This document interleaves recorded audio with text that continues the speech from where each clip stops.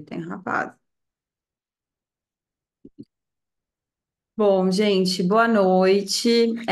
Não sei se todo mundo estava aqui ontem. Para quem não estava, eu me chamo Lígia, não vou me apresentar de novo, né? Se você não me conhece, prazer. A gente vai continuar hoje uma conversa que a gente começou hoje. Então, a aula de ontem ficou gravada.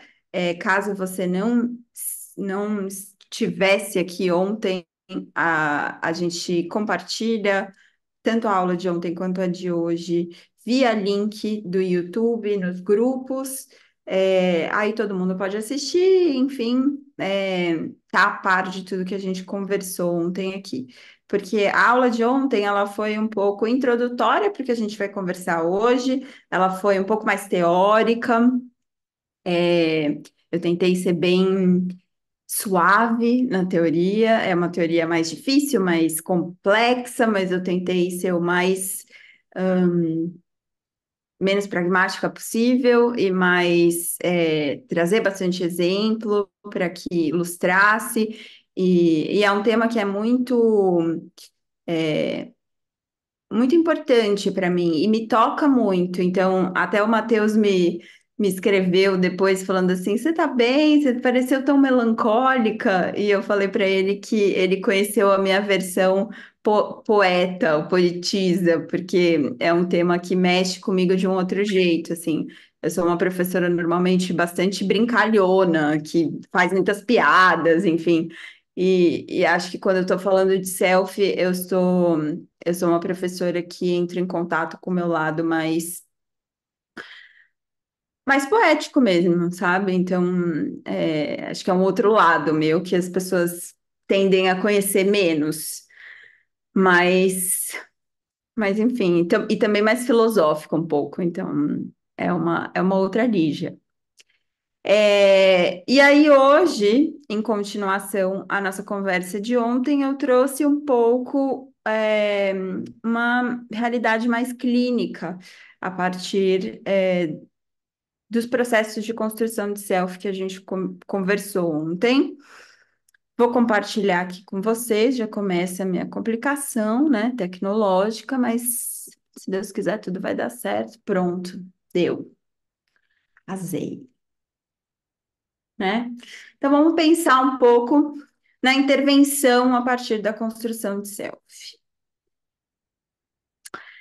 E aí, como todo mundo sabe, eu sempre vou, sempre não, né? Mas eu tendo a trazer casos que eu considero casos que têm uma questão não diagnóstica, mas de funcionamento mais impulsivo. E aí existem várias vertentes da impulsividade, né? E hoje eu trouxe uma vertente da impulsividade mais voltada para questões de córtex pré-frontal, então pensando mais numa criança que tenha questões de controle de impulsos por conta de um quadro de transtorno de déficit de atenção e hiperatividade. E aí, eu acho que primeiro a gente tem que pensar em que mente é essa que é uma mente impulsiva, né? A gente tem que pensar, então, que é uma criança que tem questões muito importantes relacionadas à função executiva, né? Principalmente de inibição comportamental. E aí, quando a gente está falando em inibição comportamental, a gente está falando de uma criança que não tem a voz interna que ela conversa para inibir ela de uma ação que pode ser potencialmente prejudicial para ela, seja porque ela se coloca numa situação de perigo, seja porque ela vai levar uma bronca, seja porque ela,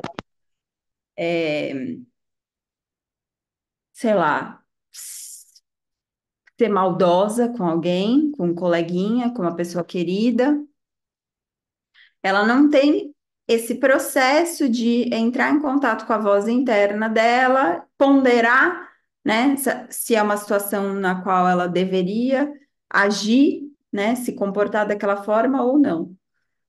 É, além disso, é uma criança que tem uma defasagem de memória de trabalho e tem uma atuação grande no sistema dopaminérgico e noradrenérgico.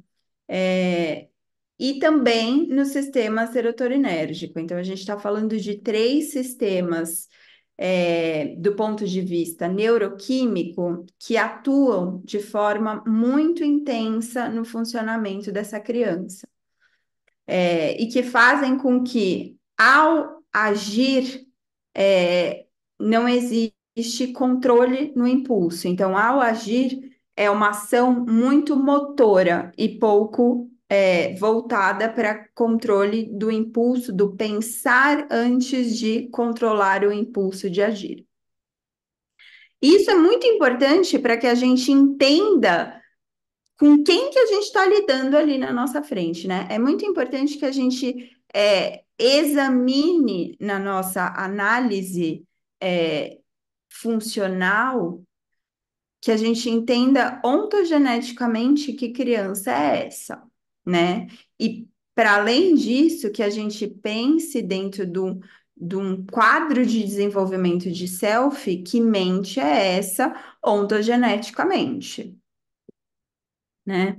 E aí, quando essa mente é impulsiva, quais são as possíveis relações estabelecidas com essa criança? Então, quando a gente está pensando nas dicas ou nas pistas contextuais, que foi o que eu, né, trouxe para vocês na semana passada, quais são as possíveis relações estabelecidas com essa criança? Bom, provavelmente essas pistas contextuais elas têm uma função muito importante, que é de diminuir a intensidade dos comportamentos impulsivos. Eu não sei se vocês já conviveram com crianças impulsivas. E não precisa ser só criança, tá, gente? Pode ser adulto também, porque eu convivo com um adulto impulsivo. É muito complicado, é difícil, assim. Se você não é uma pessoa impulsiva e você tá do lado da pessoa impulsiva, é um pouco chato, né? É um pouco difícil para você. Você fica assistindo aquilo e vai dando uma gastura. Né? Tudo bem que você entende aquela pessoa, e mesmo você entendendo todo aquele funcionamento, assim, você tendo anos e anos de estudo, e seu doutorado é sobre isso, e você sabe, entende toda a mente da pessoa, e você fala assim, nossa, aquela pessoa funciona desse jeito, por causa do córtex pré-frontal, não sei o quê. Chega uma hora que você enche o saco, você fala assim, meu Deus do céu, mas que absurdo, a pessoa não pensa antes de agir, dá uma vontade de matar.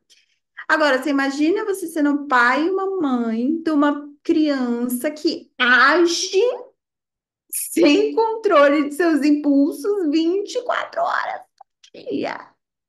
Né? Se eu fosse pai e mãe dessa criança, que eu não sou, mas pode ser que eu seja, né? Ao que tudo indica aí no cenário global genético, mapeamento genético, se eu tiver uma criança, você, mãe dessa criança, porque também tem karma, tem um negócio chamado karma, o que que vai acontecer? Você vai, você vai emitir falas como você é muito agitado. Eu espero que eu não fale isso não é normal, mas assim, né? Uma pessoa que não sabe fala isso não é normal. Você vai se machucar se você não parar de agir assim. Isso é coisa de gente louca, né? Você vai engordar se você continuar comendo desse jeito, porque tem gente que come sem parar, impulsivamente, assim, você vê o pacote de biscoito de polvilho, de repente comeu tudo, sem parar. E é uma coisa enlouquecedora, entendeu? É enlouquecedor. Chega a dar uma gastura. Então, se você tá ali, né, se pai, mãe, avô, avó, professor, enfim, todas as pessoas que fazem parte do contexto daquela criança estão ali assistindo tudo aquilo e tem uma função de educar, muito provavelmente falam coisas como essas. E falam coisas como essa não porque são pessoas ruins. Falam coisas como essa porque, né, tem no fundo uma função muito grande de querer controlar esse impulso pela criança, né? Tem uma função de querer dar contorno como diria o Winnicott, não lembro se é o Winnicott, mas imagino que sim, né? De dar, de promover esse continente, de falar, criança, pare, não seja essa pessoa que desenfreada no mundo, né? A função é de educar, é de dar essa, né? De mostrar que esse impulso é demais. Só que tem um impacto todas essas frases. Como a gente viu ontem, toda vez que uma criança ouve isso sem entender que ela se comporta desse jeito e por que ela se comporta desse jeito, o que que acontece? Como será que ela se identifica ao ouvir falas e frases como essa? E em diferentes contextos, muito provavelmente, né? Na escola ela ouve essas frases, em casa ela ouve essas frases, na casa dos avós ela ouve essas frases.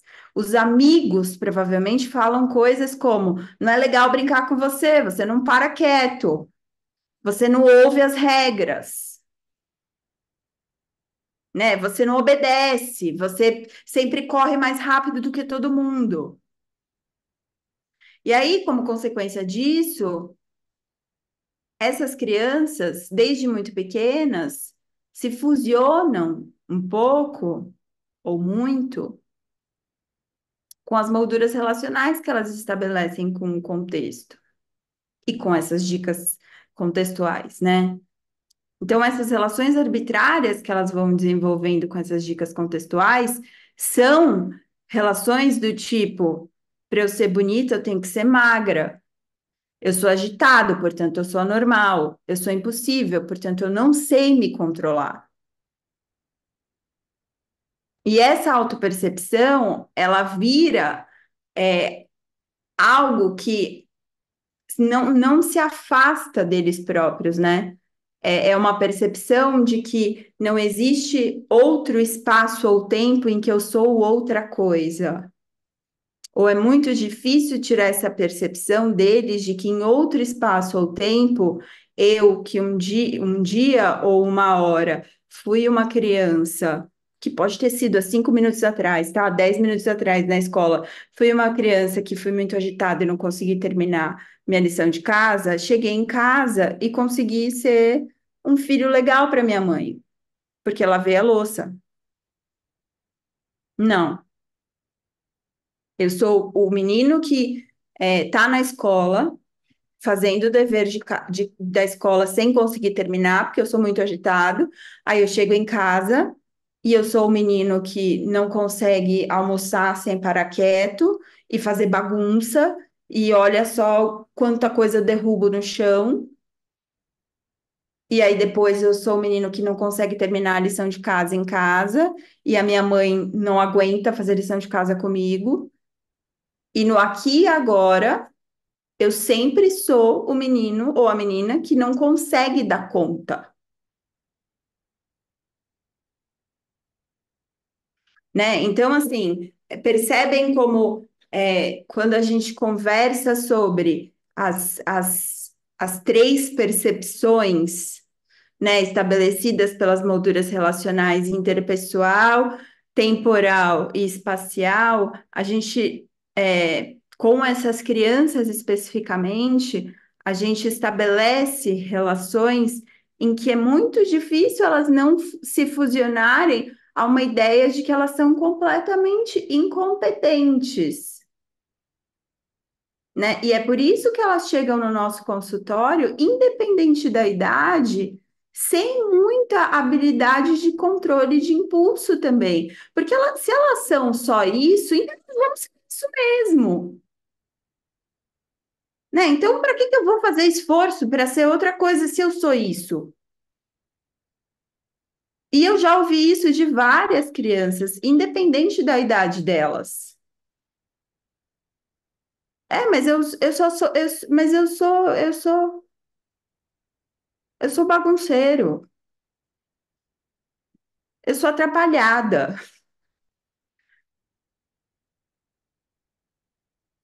E aí eu trouxe para vocês a Bibi, que é uma menina que tem muita dificuldade, assim, ela é bem pequenininha, ela chegou no meu consultório com 4 anos, ela tem muita dificuldade, não mais, né? Mas quando ela chegou, ela tinha muita dificuldade de selecionar no ambiente o que ela ia escolher. Então, ela era uma menina que escolhia muitas coisas, assim, precisava tocar em tudo e escolher tudo.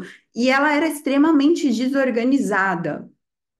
Ela era muito sensorial também, mas acima de tudo, ela era uma menina muito desorganizada e extremamente impulsiva. E nesse impulso de descontrole, desorganização e impulso, a fala dela era muito acelerada e muito desconexa. E as primeiras frases que ela conseguiu conversar comigo, assim, no meio desse descontrole, porque ela entrou na minha sala e ela tinha muitas coisas que ela queria ver e muitos estímulos, né? As primeiras coisas que ela conseguiu se comunicar para mim foram que o nome dela, então ela se apresentou, porque eu perguntei, e espontaneamente ela disse que a irmã dela era mais velha que ela, sem que eu perguntasse, assim. E isso foi muito característico. Eu achei estranho, eu não sabia nada sobre ela, eu conheci, sabia assim, né, o contexto pelos pais, mas não sabia nada sobre ela naquele momento. Aí a gente fez uma segunda sessão, foi uma sessão muito difícil, aquela primeira sessão, até para organizar as coisas, assim, eu não consegui fazer nada com ela, a gente conseguiu organizar algumas coisas, mas ela foi embora, a minha sala ficou caótica. E aí, na segunda sessão, eu fiz um combinado com ela, dois combinados, de que a gente precisava terminar uma coisa para começar outra, e que a gente precisava guardar as coisas para começar as outras coisas, porque eram duas coisas que eu entendi que eram importantes para a gente começar a trabalhar esse controle inibitório. É, e aí eu comecei a elencar, aspectos relacionados aos quadros relacionais dela, né? Então, as principais relações causais que ela estabelecia, eram muito relacionadas à irmã. Então, a minha irmã é mais velha que eu, a minha irmã é mais espertinha. Eu não sou boa em matemática, mas a Carol, que é a minha irmã, é. Eu sou muito estabanada. A minha irmã e a minha mãe brigam muito comigo.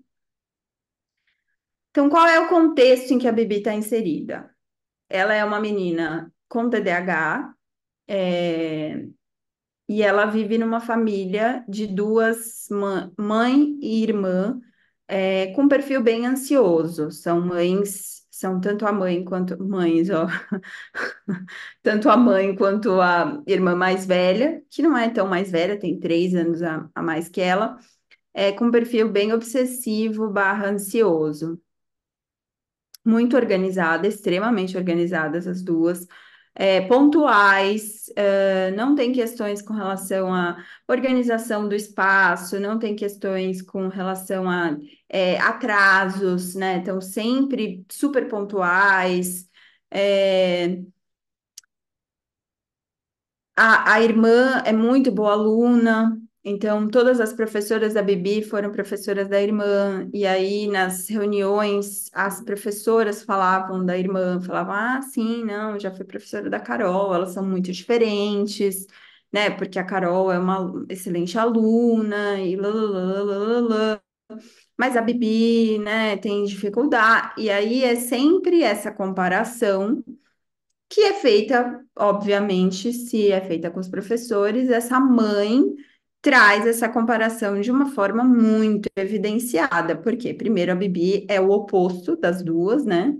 E segundo, que a Bibi não desempenha, a Bibi não é organizada, né? Ela não é organizada, psicologicamente, emocionalmente. Ela é uma menina que, não se conhece, não se percebe, não sabe o que sente, não consegue, perceber quando ela se sente frustrada, não consegue perceber quando ela está com raiva, não tem autodiscriminação, não tem repertório de autodiscriminação nenhum. Mas acima disso, ela é uma menina que tem questões orgânicas relacionadas ao controle de impulso, né? E isso incomoda demais o ambiente familiar. Então, ela é uma menina que ouve desde muito pequena, frases de comparação, né? Frases em que de mais-valia mesmo, né? Então, essa relação causal que ela vai estabelecendo entre ela e a irmã foi uma relação que não foi só ela que se atribuiu, foi uma relação que foi atribuída a ela também. E a partir disso, ela foi se atribuindo essa relação e ela foi se percebendo como menor que, né? Então, na concepção dela, ela é mais nova, mas ela é também não só em idade menor que, né? Ela é menos capaz, ela é estabanada, ela é menos esperta, ela não é boa em matemática, enfim, ela é tudo aquilo que você pode imaginar que não é tão bom quanto, né? E aí, quando a gente pensa no processo de aquisição de self, é um pouco daquilo que a gente estava falando ontem no final da nossa aula, né?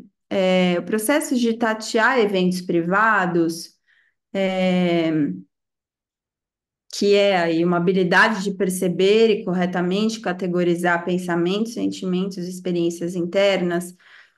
Ele começa pelo processo de tatear experiências sensoriais. Uma vez que você passa pelo processo de tatear experiências sensoriais, você se aproxima das experiências é, mais profundas, né? Que são mais difíceis de acessar, que são mais complexas, mas que também são mais importantes no sentido de quanto mais você entra em contato com elas, melhor você lida com elas. Então, a gente precisa fazer com que as crianças percebam e categorizem os seus pensamentos, sentimentos e experiências internas. É muito importante que a gente faça com que elas entrem em contato com isso.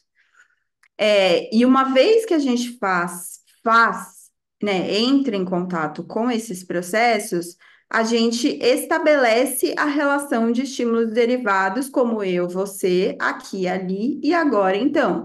Então, né, toda vez que a gente está trabalhando com uma criança, o que você sentiu a gente está mostrando, né, o que a gente sentiu com a sua amiga, ou o que você sentiu com a sua mãe, o que você sentiu na relação com a sua irmã, a gente está mostrando para ela que aqui e agora você não está sentindo mais.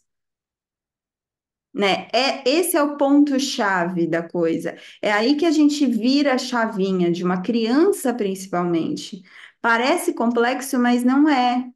Uma vez que a gente traz para a experiência sensorial, a gente começa a mostrar para elas que essas cadeias de relação de estímulo derivado faz com que elas percebam que existe um processo de continuidade. E é aí que elas conseguem, por exemplo, se verem de fora da situação, né? É como se o self como contexto, que a gente pensa da ACT, que eu vou explicar mais para frente, seja mais facilmente atingido, né? É a partir disso que a gente consegue atingir o self como contexto. É fazendo com que essa criança, esse adulto, esse adolescente, enfim, consiga se perceber nessas diferentes situações, experienciando essas diferentes experiências que evocam sensações internas, tá? E aí, quanto mais a gente consegue fazer com que essas crianças e esses adolescentes consigam identificar em quais contextos elas estão mais propensas a sentir de uma determinada forma, melhor a gente consegue entender e prever determinadas situações. É que nem eu, lá pequenininha, que consegui entender que no dia 24 para mim, era importante na minha família que eu comesse um pãozinho antes de ir para a ceia de Natal. Porque se eu não comesse, ia dar briga e vucu-vucu, entendeu?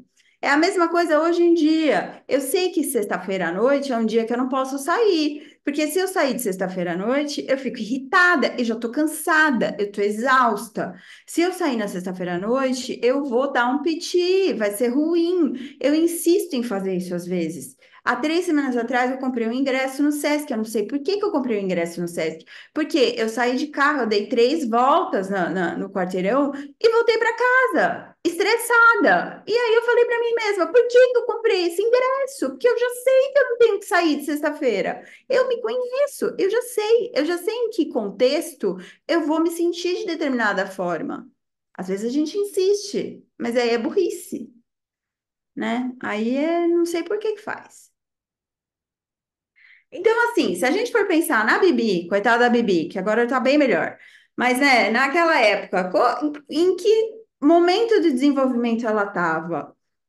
Poxa, ela estava extremamente fusionada com as dicas contextuais dos diferentes contextos, então do contexto da escola. E aí, assim, claro, ela está fusionada não só com a dica contextual, mas com a relação estabelecida a partir da dica contextual, né? Então, a dica contextual é um SD que faz com que ela estabeleça uma relação no caso dela, especificamente de menos-valia, né? De não serve para nada, de comparação.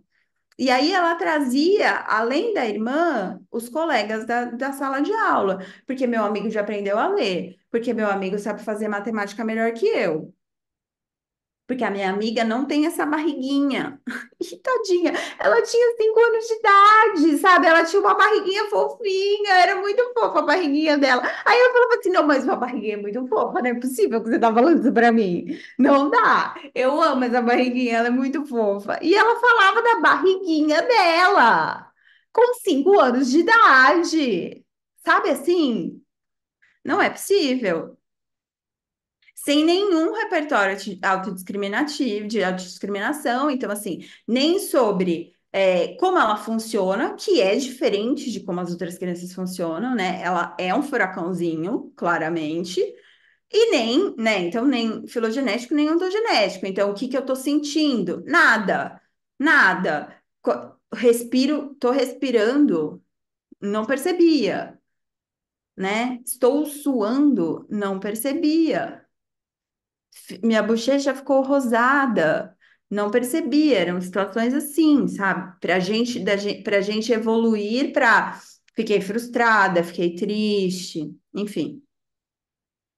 Obviamente, ela não tinha adquirido os fatores de previsão e influência do contexto sobre o comportamento, né? Porque aqui a gente está falando de coisas muito mais elaboradas, e não tinha desenvolvido a habilidade de tomada de perspectiva, que aí já é o topo do iceberg, né? E aí eu tenho pensado muito, e até apresentei na BPMC, sobre o quanto crianças num quadro de TDAH, mas não só no quadro de TDAH, acho que crianças que têm um quadro de autismo nível 1, 2, enfim, que a gente trabalha com essas crianças e a gente sabe que, e altas habilidades também, tá? São pessoas que têm. é, uma rigidez cognitiva, né? Então a gente também esbarra num aspecto neurocognitivo muito importante.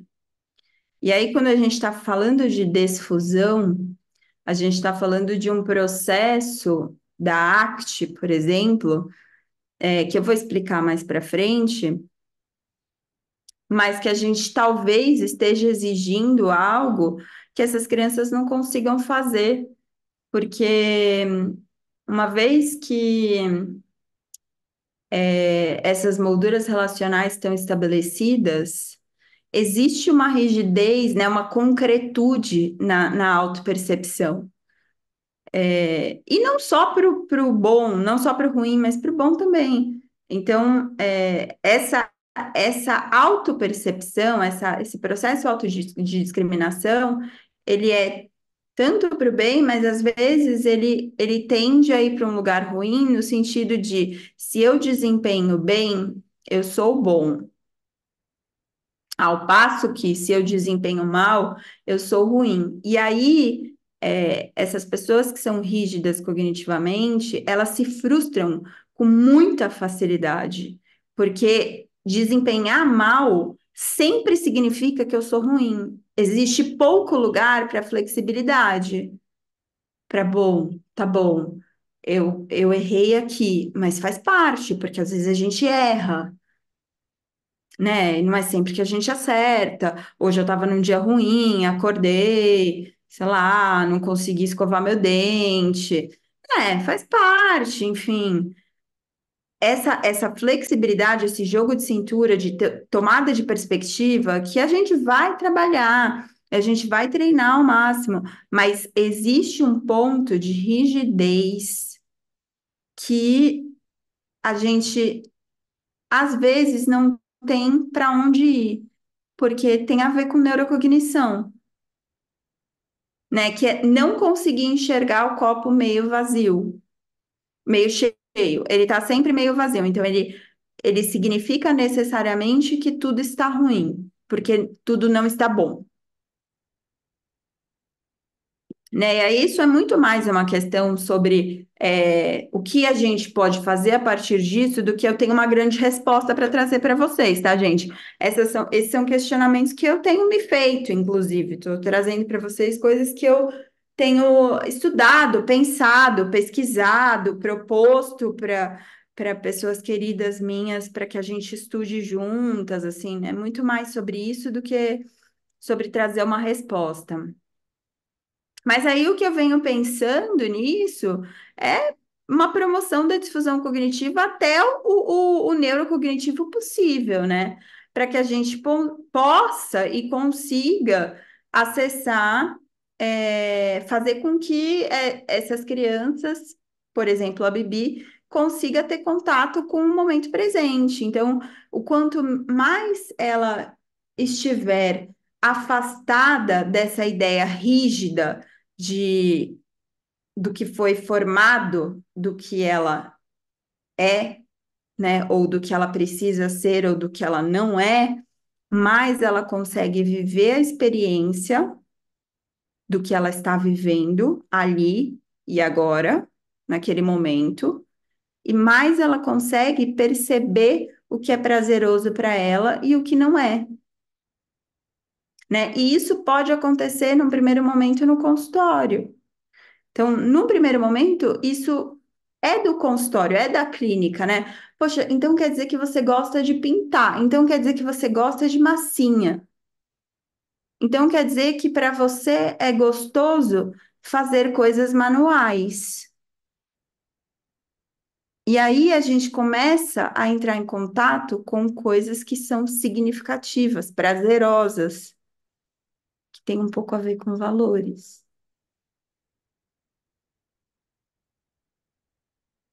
Eu tendo a pensar a ACT, né, os processos da ACT, aí eu não sei se todo mundo está familiarizado com a ACT, eu sei que bastante gente aqui estudou a ACT, enfim, eu trouxe o Hexaflex, mas não para ficar me debruçando sobre o Hexaflex, tá, gente? Mas é muito mais sobre, assim, eu entendo a ACT como um processo de continuidade da RFT. Ela é quase como é, um barquinho que me ajuda no processo de desenvolvimento da flexibilidade psicológica. Então, é como se a RFT fosse o mar que me ajudasse e que é a base, e a ACT é o barquinho que vai me levar para esse processo, né? Então, ele é uma ferramenta, mas não só uma ferramenta, ele é um instrumento também. Ele é né? Ela é toda uma teoria psicológica, claramente, mas ela é uma teoria contínua. Ela tem uma continuidade que vem da RFT. E aí, quando eu penso, por exemplo, em valores, eu estou pensando em valores a partir desse processo de ajudar a minha pequenininha a entender que ali, naquele momento, como eu acabei de falar para vocês, ali naquele momento, ela conseguiu se desfazer das molduras relacionais que, que ela estava muito fusionada e que ela não conseguia enxergar quem ela era e o que fazia bem para ela conseguir viver experiências de atenção presente, né, no momento presente, que fossem importantes para ela, que fossem significativas para ela. E aí a gente está falando de valores e compromisso.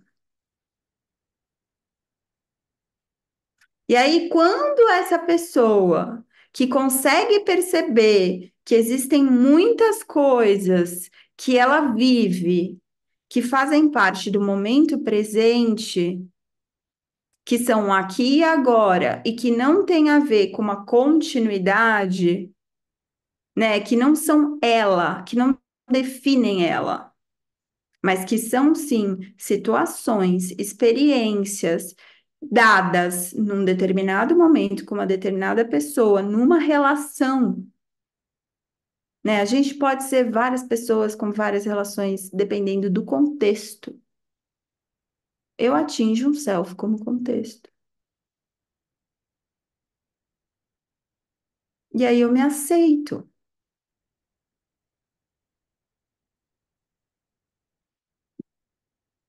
né? E aí, bom, enfim, falei um pouco sobre isso, né, da disfunção cognitiva até o ponto cognitivo, porque eu acho que é isso, assim, eu acho que quando a gente está falando de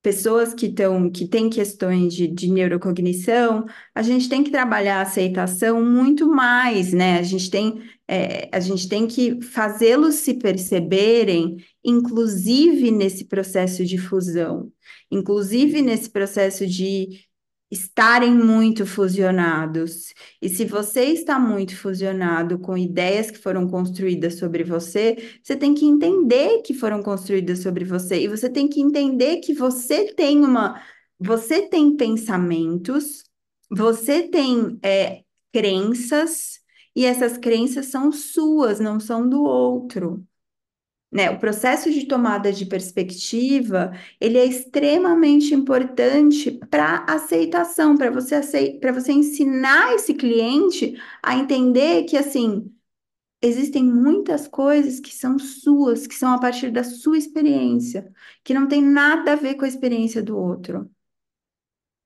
E a gente precisa aceitar isso, tá? É, E aí é isso, assim, a partir desse momento a gente ensina esse cliente a se perceber nesses diferentes momentos da vida. É muito engraçado, porque acho que as pessoas ensinam sobre self como contexto, um pouco como você sobe uma escada e aí você chega no momento transcendente. Assim, para mim não é sobre isso, né? Para mim é simplesmente sobre você. Elaborar as suas molduras relacionais a ponto de você conseguir se enxergar nessas diferentes molduras. A partir do momento que você se enxerga nessas diferentes molduras, e você pode ser uma criança para isso, você não precisa ser um adulto extremamente intelectualizado, sabe? Você pode ser uma criança para perceber que ontem o que aconteceu com você ontem? Você brigou com seu amiguinho, mas amanhã vocês podem fazer as pazes? Acabou, gente. É uma criança sabe, que se percebeu num contexto. É uma criança que chegou para mim ontem e falou: Ah, Lídia, eu briguei com meu amiguinho ontem, não foi legal. Fui meio mala com ele, não deveria ter sido, mas amanhã a gente vai conversar e talvez fique tudo bem. É sobre isso. É sobre eu ter ensinado para ele que, a partir dessas molduras relacionais, o brigar com ele ontem não define quem ele é, nem a relação com o amigo dele, né?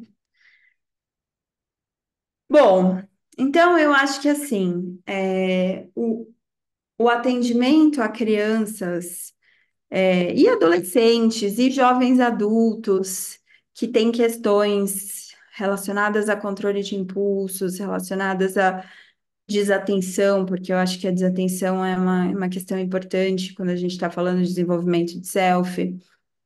Envolve uma série de processos terapêuticos que eu descrevi aqui, mas que estão relacionados a tateamento de eventos privados, reconhecer as funções das dicas relacionais no processo de responder relacionalmente arbitrariamente aplicável, que é o nome bonito, ou responder às molduras relacionais, participar do processo de análise de previsão e influência do comportamento, que é, assim, para mim, a coisa, o, o objetivo maior, né, quando a gente está pensando no processo de análise, não só nosso, mas do quanto essa criança e esse adolescente vai se compreender, vai desenvolver o seu próprio self, né? É o quanto ele vai se entender dentro desse contexto.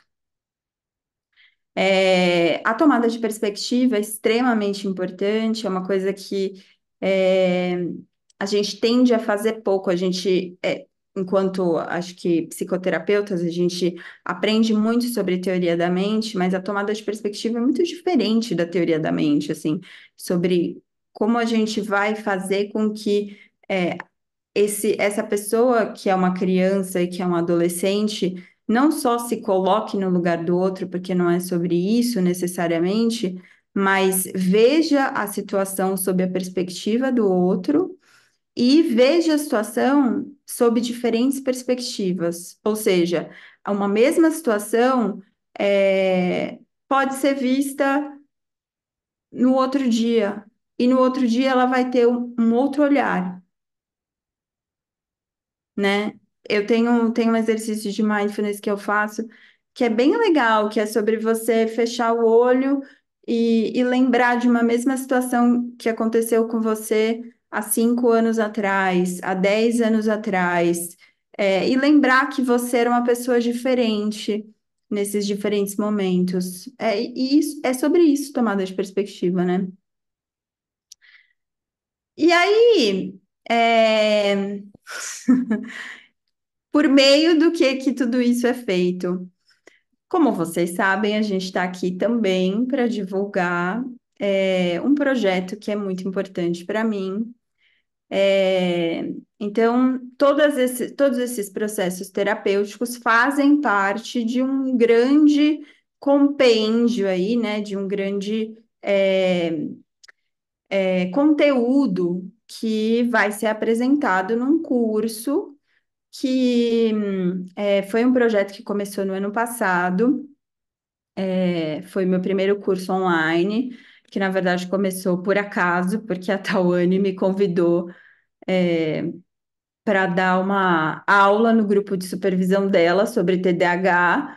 Eu, inocentemente, fui colocada de gaiato, e ela falou: Ai, Lídia, vem dar um curso online junto com o Matheus e não sei o quê. E aí eu fui, né? Lá fui eu, dei o meu primeiro curso online. E bom, enfim, do ano passado para esse, conversei muito com o Matheus. Falei, Matheus, eu acho que existem coisas mais importantes do que só falar sobre TDAH. Não que não seja importante falar sobre TDAH, tá, gente? Eu acho que super é. Inclusive, minha vida de pesquisa inteira é sobre isso. Mas acho que, além disso, eu vejo uma importância muito grande da gente falar sobre como formular caso, se debruçar sobre o processo de formulação de caso. Acho que é importante a gente falar sobre aspectos relacionados a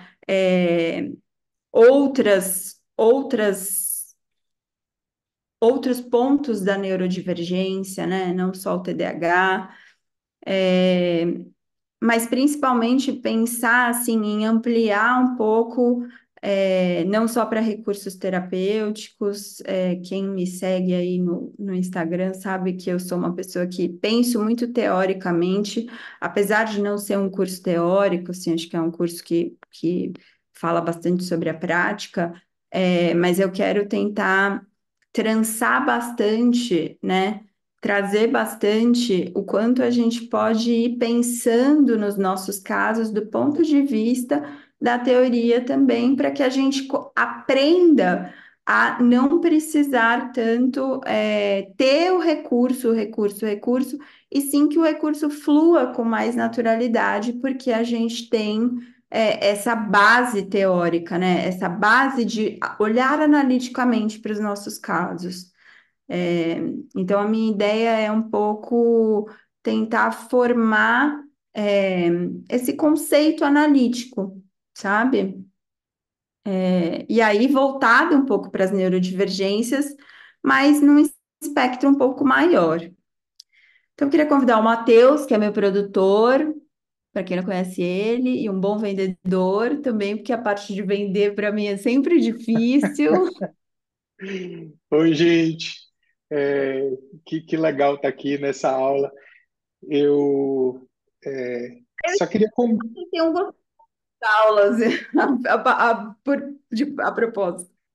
Ô, Lígia, eu só queria, vou compartilhar minha opinião verdadeira, e eu sei que é de muita gente aqui, de que foi muito legal construir essas duas aulas, porque elas falam do curso, né? De como o curso foi construído, porque ali já começa a partir de uma demanda de uma turma, né? De uma outra formação, falando especificamente sobre o TDAH, mas à medida que a gente foi trabalhando e conversando, né? Começou a ficar muito claro de que importava não só falar do TDAH, mas de toda a abordagem que dá suporte a essa maneira de compreender os processos que estão ali no TDAH, que participam da experiência da criança, inclusive, especialmente, né, Ligis, quando se trata dessa neurodivergência. E isso fez com que o projeto crescesse um bocado. Então, a gente queria apresentar um pouquinho para vocês, né? Essas aulas já abrem a próxima turma desse curso, mas, de antemão, quem teve contato no ano passado, o curso aumentou muito, né? Aumentou porque a gente incluiu uma série de coisas para dar estofo, para falar um pouco dessa teoria mais ampla que a Lígia tem ensinado, supervisionado, trabalhado. E eu queria fazer uma apresentação, não vou é, demorar muito aqui, mas o curso cresceu em termos dos objetivos, né? Então, aqui é a página, gente, vocês já vão receber o link, só tem algumas coisas aqui que eu queria que a Lígia falasse um pouquinho e que a gente também pudesse explorar, mas o curso fala de TDAH e de uma certa compreensão, uma compreensão empiricamente embasada aí do que é o TDAH, como é que ele funciona, né? A ideia de que a gente ensine, a Lígia ensine intervenções dentro desse fundamento da teoria das molduras relacionais. Um terceiro objetivo que já é novo opa, a gente vem conversando com os alunos e há uma demanda muito grande, né, Lígia? As pessoas falam assim, ok, como é que eu formulo o caso? Então, a gente incluiu como parte do conteúdo, né, transversalmente, pensando em todos os módulos, como é que a gente pensa isso no contexto do terapeuta raciocinar sobre aquele caso que ele está atendendo, tá? E, finalmente, né, a gente incluiu uma série de aulas, conteúdos aí que vão falar dessa teoria que está subjacente, que ali já pôde começar um pouquinho a apresentar ontem. Tem algumas coisas aqui que eu quero que vocês vejam com calma, mas acho que dá para dar uma clicada lá e ver o que é que essa proposta de ensinar TDAH a partir das contextuais, o que é que ela tem de diferente, talvez de outras perspectivas que vocês conhecem, né? Aprenderam. Tem umas pessoas que estão aqui, elas participaram da primeira turma e são queridíssimas. Tem uma delas que a gente vai. Vamos chamar ali já a Samantha daqui a pouco também. Vai ter aquela coisa do Faustão, assim, vem pra cá, Samantha. E a gente chama. Algumas informações, pessoal, importantes sobre a formação, né? Ela é online, ela vai ser parecida com o que vocês estão experienciando aqui, em uma certa medida, vai ser pelo Zoom, né? Mas a gente vai estar numa turma, então a interação vai ser bem diferente, né? Bem mais aberta. As aulas acontecerão nas quartas-feiras, pela manhã, de 8 às 10. Poxa, nem sempre eu vou poder estar presente, ou esse horário pega. a gente termina as aulas, edita os vídeos e sobe para a plataforma. Vocês vão poder acessar as gravações durante um ano. E aí, já vou falar da supervisão, porque eu acho que esse foi a maior mudança, né, Lígia, que a gente fez da turma passada para cá. O curso tem um total de 25 horas. Se você somar com o curso bônus que a gente colocou também nessa formação, a gente deve ir para perto de 40 horas, tá? E vocês têm certificação ao final. O curso foi pensado para psicoterapeutas, psicólogos que atuam na clínica, psiquiatras e profissionais, demais profissionais que atuam nessa área da saúde mental infantil, com adolescentes, que estão interessados em intervir com mais habilidade, né, com mais consistência no TDAH e em outras neurodivergências. Tem um calendário, gente, isso aqui eu posso até mostrar para vocês no grupo, mas eu queria falar um pouquinho do que é que tem de mudança grande aqui. A primeira delas a gente fez muitas enquetes no grupo, por e-mail, e talvez a coisa que mais apareceu, como o que é que as pessoas entenderiam que daria teria valor dentro de uma formação. Todo mundo falou de supervisão, tá? A maior parte falou de supervisão. A gente colocou uma enquete, né? Um workshop, uma oficina, um outro instrumento, não. E supervisão. A votação foi assim, massivamente supervisão. Então, o que é que a gente está trazendo nessa edição? Talvez a coisa mais enriquecedora, eu diria, como forma de fixar o aprendizado no contexto da sua prática. 3 encontros de supervisão com toda a turma, tá? Esses encontros vão ser simultâneos, ou seja, quer dizer, simultâneos já antecipei. Esses encontros vão ser nos sábados, em 3 sábados, né? Ao longo de uma hora e pouquinho, com a Lígia e com agora. Pô, Lígia, você podia falar, vem pra cá, Samanta. Ah, Matheus, para de dominar.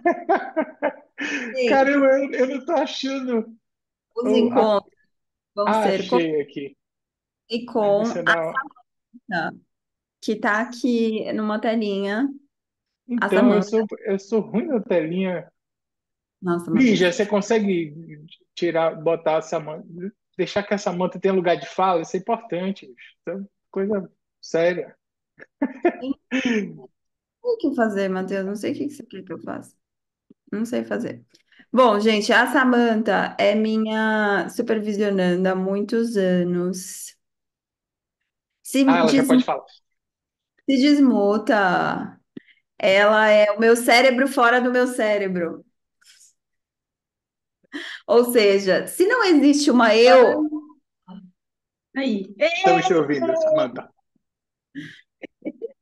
se não existe uma eu, é ela, entendeu? Se existe alguém que pensa fora da minha cabeça, é a Samanta. Oi, gente, eu sou a Samanta. É. Ó, É, deixa eu falar uma coisa. Se eu sou seu cérebro fora de você, eu acho que você foi o contexto que evocou o self que eu mais gosto de mim mesma enquanto psicóloga. Ah, que fofa! Cara, aqui não há prazer maior. Eu tô animadíssima. Que bom, Gosta. que pessoal, essas duas professoras queridas, a Lígia e a Samanta, vão nesses 3 encontros de supervisão, tá? A turma vai estar dividida, metade vai estar com a Samanta, metade vai estar com a Lígia, para que a gente possa, nesses encontros, discutir 2 casos clínicos. Poxa, eu quero estar no grupo A, quero estar no grupo B, como é que eu faço para assistir? Depois vai ficar tudo gravado, todo mundo vai poder aprender com as supervisões dos colegas. Então, a gente entendeu que essa seria a forma de oferecer mais tempo de supervisão. Então, vão ser 6 casos clínicos discutidos e que depois todo mundo vai poder acessar e a gente vai escolher em função do aprendizado da turma, né? Casos que tenham mais a na, ver com. na Oi, supervisão Lígia? seguinte, troca. Na supervisão Isso. seguinte, a gente troca. Exatamente, né? Todo mundo vai ter a oportunidade de ser supervisionado pela Lígia, pela Samanta. Então, a gente colocou os encontros de supervisão estrategicamente depois de alguns módulos, para que as supervisões pudessem estar conectadas com o que a Lígia vai estar discutindo no módulo, tá? Então, ela vai estar discutindo intervenções e compreensão e o manejo do TDAH na segunda etapa do desenvolvimento. E aí, a supervisão seguinte vai ser sobre um caso que está na segunda etapa do desenvolvimento. Essa é a primeira coisa, tá, gente? Samantha, fica aí, agora você já está aqui, tá, tipo assim, tá na sala. É, uma segunda coisa poxa, a gente frequentemente tem uma demanda de pessoas que não estão tão familiarizadas com parte da teoria que dá subsídio à clínica, a essa prática clínica. Ah, eu não entendo muito de análise do comportamento, eu tive uma formação mais ou menos na minha faculdade. A gente colocou um outro curso completo, tá? Já está disponível para quem entrar nessa turma. Esse é um curso que eu organizei com o Tiago alguns anos atrás, num contexto igualzinho. A gente estava ensinando uma certa abordagem contextual, até falando da RFT mais no contexto de adulto, e muita gente tinha uma necessidade, né, de fortalecer um pouco a base de conhecimentos ali. A gente montou um curso só de conceitos básicos para a prática clínica das contextuais. Então pode ficar muito tranquilo, esse curso aqui vai ter um papel importante de nivelar a turma, de que todo mundo consiga acompanhar as aulas no mesmo passo. E aí tem mais gente bonita aqui, né? Só falta a Ila. Ah, fala um pouquinho, Ligis. Que aulas são essas aqui que tem também nessa edição? As aulas bônus são de TDAH e sono, a relação entre impulsividade e a necessidade de manejo de sono, com a Ila Linares, minha querida amiga. A Samantha vai falar sobre relação terapêutica na psicoterapia infanto-juvenil, que é o tema do mestrado dela. E o Matheus vai falar sobre processos transdiagnósticos na psicoterapia infantil. Aí eu acho que tem um ponto importante também para a gente. Ah, termina aí depois a gente volta para os módulos, né? Não, eu só ia falar, Lígia, que ao final dos módulos, então, a gente tem essas aulas temáticas que também estão conectadas com o conteúdo, tá? É uma forma da gente explorar atravessamentos aí dentro do que a Lígia vai ensinar. Quer que eu volte, Lígia, para o conteúdo do curso?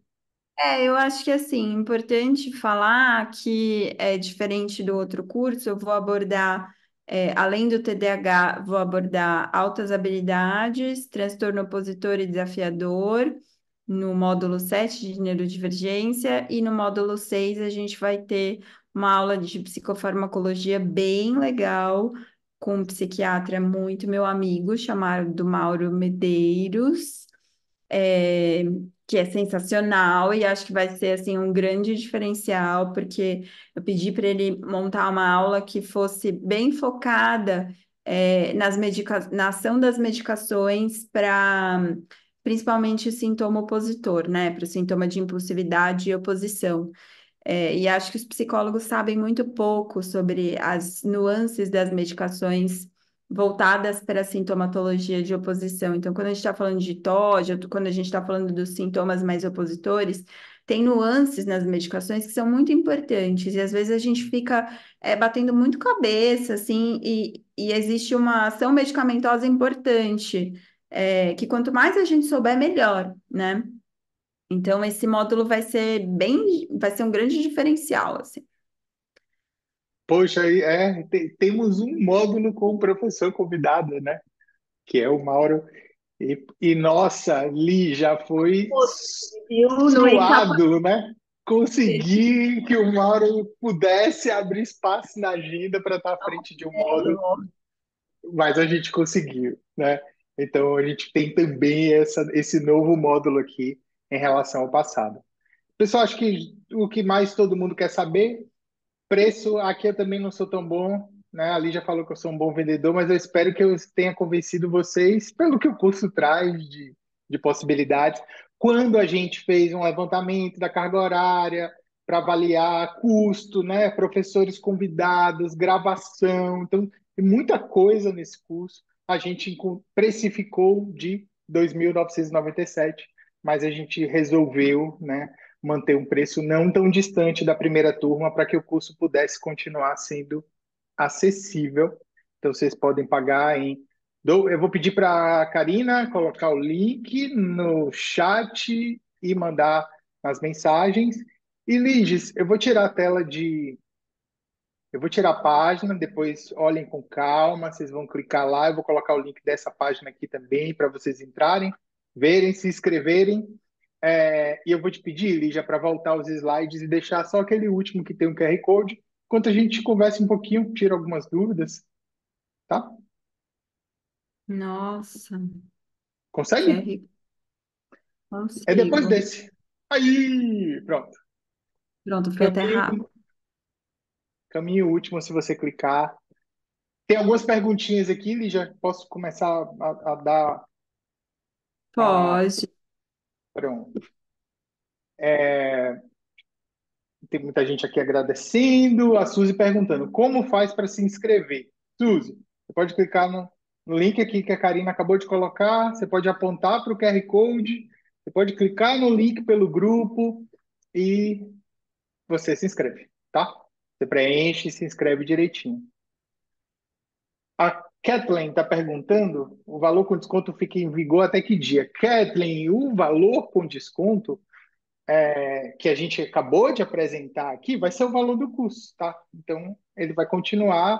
A gente deve ficar com as vagas abertas até preencher as vagas, ou até um dia antes de começar as aulas, que já é na semana que vem. Então, é importante que vocês se organizem, ok?